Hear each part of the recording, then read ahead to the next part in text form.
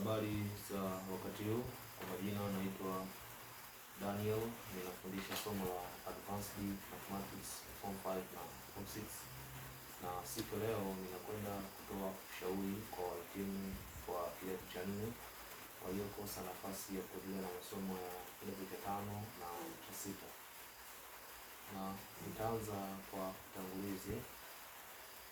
Najua hapa ninazungumza na wadogo zangu, wakubwa zangu na vijana wenzangu. Tumekuwa tukiishi katika jamii ambazo zinaamini kwamba wanafunzi walikosa nafasi ya kuendelea na masomo ya elimu ya juu kidato cha 5 na 6 na kuendelea huko kwamba maisha yake yamekwama. Kwa hiyo tumekuwa katika jamii zinazofikiria hivyo na tunazoamini hivyo. Lakini kutokana na ufuatiliaji wangu nimegundua kwamba hizo ni mila potofu na imani potofu, kwa sababu nimekuja kugundua kwamba hata mwanafunzi hata ambaye alifanikiwa kuendelea na masomo ya kidato cha 5 na 6 ana uwezo wa kutengenezea maisha yake mazuri, kwa sababu wote wasomi na ambao sio wasomi malengo yao ni kutengeneza maisha mazuri. So kwa hiyo hata ambaye alifanikiwa kuendelea na masomo ya kidato cha 5 na cha 6 bado ana nafasi ya kujitengenezea maisha yake mazuri, bwana.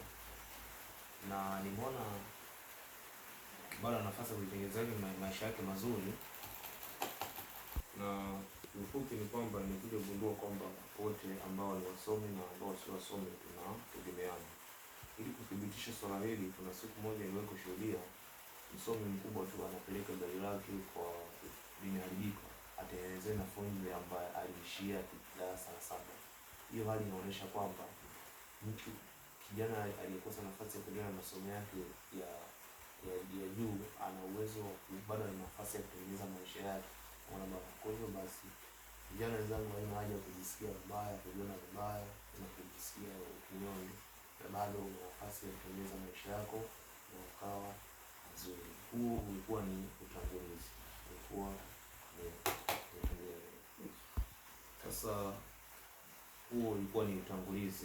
Sasa wakati huu ninakwenda kutoa ushauri. Sasa ni nini unatakiwa kufanya ili kuhakikisha maisha yako yanakuwa fresh? Wewe mhitimu ambaye ulikosa nafasi ya kuendelea na masomo ya kidato cha 5 na cha 6, nakwenda kutoa ushauri sasa baada ya utangulizi kwamba nini unatakiwa kufanya ili kuhakikisha maisha yako yanaenda fresh. Sasa hapa kuna baadhi ya mambo ambayo tutakwenda kuangalia.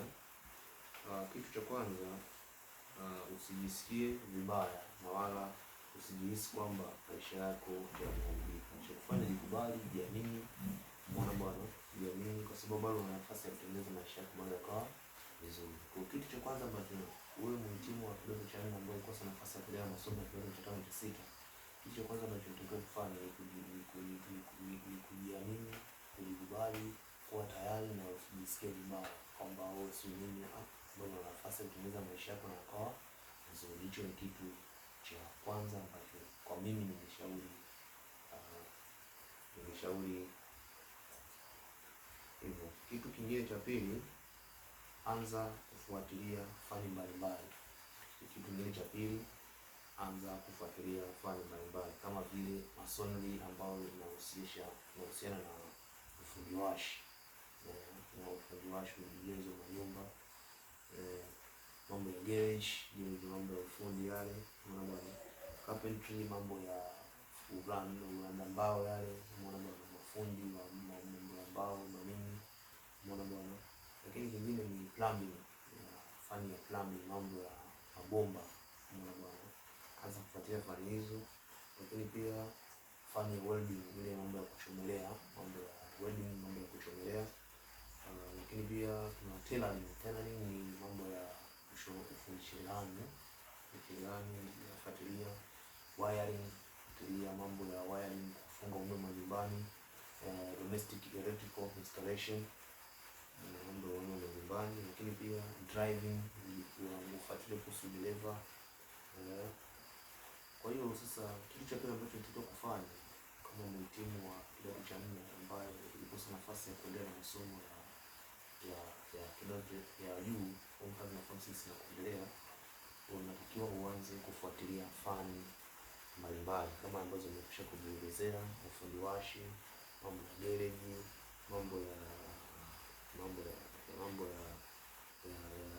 kuchomelea, mambo ya ufundi bomba, mambo ya ufundi randa, mambo ya wiring, mambo ya electronics, mambo ya mafundi. Kwa mfano, mtu unakuwa na uwezo, mtu akuletea labda laptop kama hii imeharibika, unakuwa na uwezo kuitengeneza. Hiyo yote itakuwa ni njia ya wewe kujipatia kipato ambacho kitaendesha maisha yako. Na katika kila fani anza kufuatilia fani moja moja.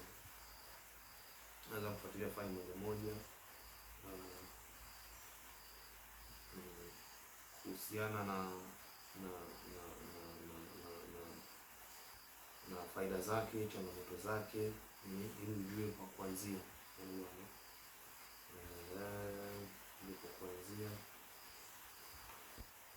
Kwa hiyo hii mbinu ya pili ni kama nimekwisha kuambia, ni kufuatilia hizo fani. Anza kufuatilia taarifa ya hizo fani ambazo nimekuambia. Mbona bwana, unaweza kuzifuatilia kupitia simu yako mkononi, kuingia mtandaoni, kuanza Google kufanyaje bwana, au kuwadadisi watu ambao ni wazoefu katika fani hizo, ili uweze kupata taarifa ili ivyo kuanzia. Kitu cha tatu ambacho unatakiwa kufanya ni baada ya kufuatilia zile fani ambazo nimekuambia, kuzifuatilia na kwanza kuzijua kiundani, na kushauri uchague fani moja tu. Chagua fani moja tu na uikomalie kwelikweli. Yaani hiyo fani ambayo umechagua ikomalie na uijue kiundani. Umeona bwana? Unatakiwa uchague fani moja tu ambayo utakwenda kuisomea VETA au utakwenda kujifunza kwa mtu fulani. Na kisha unakuwa nalo kwelikweli. Umeona bwana? Kisha unakuwa sasa ukishachagua fani hiyo sasa, unatakiwa sasa uhakikishe kuwa unakuwa mtaalamu katika fani hiyo, yaani unakuwa bingwa kwelikweli. Umeona bwana? Na ukishakuwa bingwa itakuwa chanzo cha kuingiza kipato katika swala hili. Ningependa kushauri kwamba uanze kujifunza kwa vitendo kwanza, halafu baadaye ndio uende ongeze maarifa VETA. Kupata cheti katika ujuzi wako. Ninaposema kujifunza kwa vitendo, namaanisha anza kujifunza kwa mafundi wenzako waliokutangulia katika fani hiyo, katika fani yako unayohitaji. Ukisha kwa nondo ndio utafute ujuzi wa ziada na cheti VETA. Kwa hiyo mbinu ya tatu ni au kitu cha tatu ambacho unatakiwa kufanya ni kuchagua fani moja tu. Na ukishachagua fani moja, ufanye juu chini na pigana kwa namna yote ile, uwe nondo, uwe na ufahamu mkubwa katika fani hiyo. Umeona bwana? Uwe na uwe bingwa. Umeona? Na ukishakuwa bingwa katika fani hiyo, hiyo ndio itakuwa chanzo cha wewe kujiingizia kipato.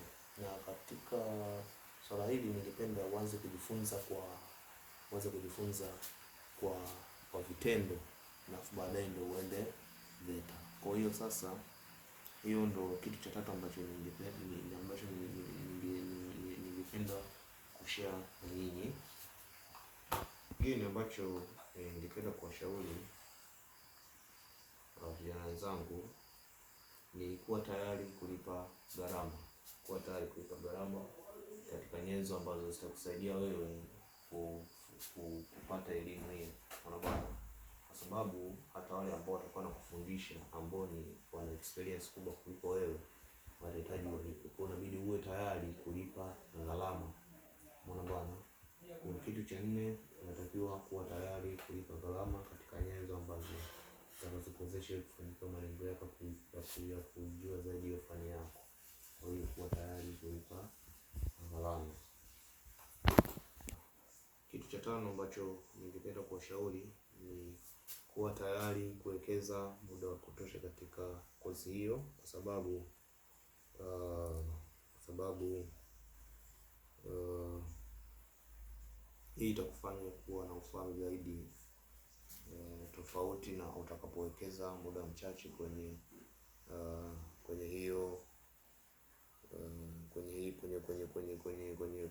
kwenye fani hiyo. Kwa hiyo unatakiwa ukaze kwelikweli, hakuna mafanikio ya mama. Kwa hiyo kitu cha tano, unatakiwa uwekeze kweli muda kutosha kwenye fani hiyo ili uweze kuijua. Mbona bwana?